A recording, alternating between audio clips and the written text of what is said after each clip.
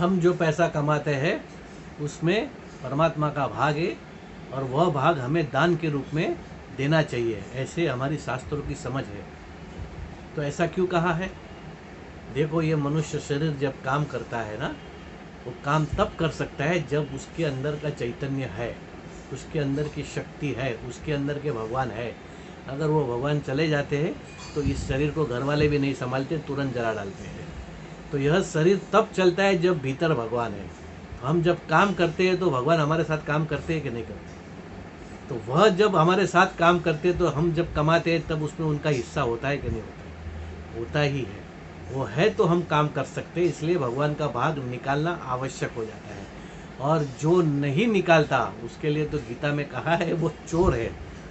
यो भुंगते तेन एव, गीता में स्पष्ट शब्दों में, कठोर शब्दों में कह देते हैं वो चोर है। उसकी कमाई में ब्रह्म का खून है। भगवान ने साथ में काम किया तो भगवान का भी पसीना बहा है उसके अंदर, तो उनका खून है, इसलिए उसको चोर कहा है गीता में। जैसे लौकिक संसार में हम कमाते हैं और गवर्नमेंट का टैक्स नहीं देंगे तो उस पैसे को क्या कहा जाता है? ब्लैक मनी, वो काला धन हो जाता है। वैसे वो भगवान भीतर में है, उसकी वजह से हम कमा रहे हैं और उनका हिस्सा नहीं देंगे तो वो पैसा क्या हो जाएगा? वो भी ब्लैक मनी हो जाएगा, वो काला धन हो जाएगा। वो धन सिर्फ काला नहीं होगा, ब्लैक मनी नहीं होगा, वो तो धन सड़ेगा भी और उसमें दुर्गंध भी आएगी।